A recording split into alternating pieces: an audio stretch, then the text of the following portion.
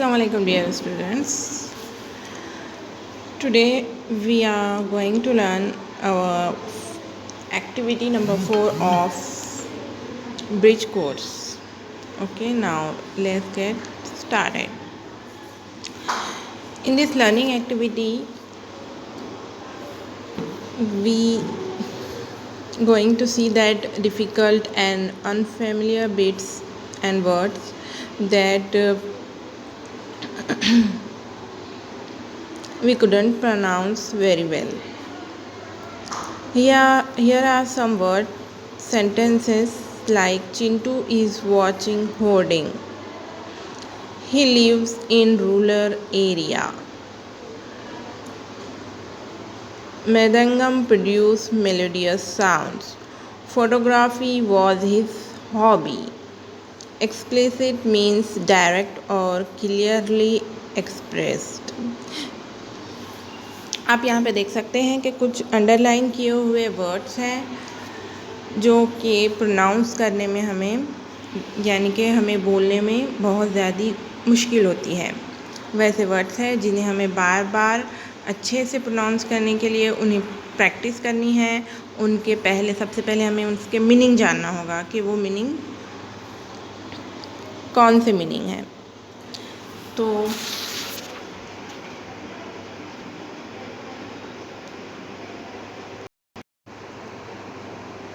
यहाँ पर मैंने बोर्ड पे वो मुश्किल अल्फाज के मीनिंग लिख दिए हैं, जिसमें सबसे पहले होर्डिंग है। होर्डिंग के मीनिंग होते हैं लार्ज आउटडोर साइन बोर्ड, यानी कि आप देखते हैं कि बाहर रास्तों पर बड़े बड़े होर्डिंग्स लगे हुए होते हैं ऐड वगैरह के।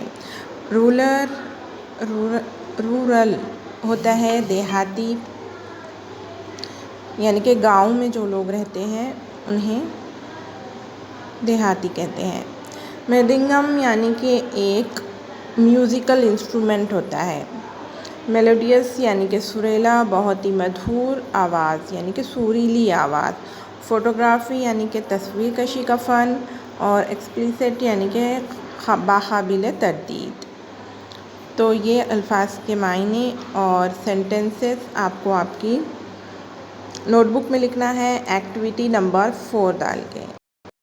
तो आपको ये सेंटेंसेस और इनके मीनिंग जो अभी मैंने बोर्ड पे बताए थे आपको, वो आपको लिखना है। चलिए अब नेक्स्ट एक्टिविटी देखते हैं, जो कि एक्टिविटी नंबर 5 है। यहाँ पर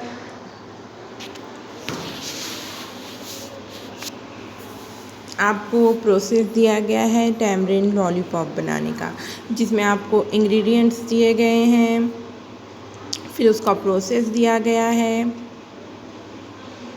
इंग्रेडिएंट्स में आपको क्या क्या लेना है। 4 और 5 मीडियम साइज टैमरिंड्स लेना है, 1 cardamom, half table spoon cumin seeds वगैरह आपको लेना है।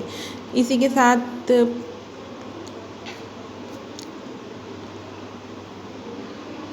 यहाँ पे आपको उसका डेमो भी दिया गया है, यानी कि इंस्ट्रक्शंस भी दिए गए हैं। तो ये आपकी एक्टिविटी नंबर 5 हो गई। इसी के साथ आपको लेमन जूस का प्रोसेस लिखना है। ये आपको ख़ुद लिखना है आपकी नोटबुक में। तो उसके लिए आप यही मेथड फॉलो करेंगे। सबसे पहले इंग्रेडिएंट्स लेंगे कि लेमन जूस बनाने के लिए क्या क्या लगता है। लेमन जूस बनाने के लिए लेमन लगता है, शुगर, वाटर एक्सेट्रा। फिर उसका आपको प्रोसेस लिखना होगा, फिर डेमो लिखना होगा। ओके, ये आपकी एक्टिविटी नंबर 5 हो गई। ठीक है, चलिए जज़ाकल्लाह।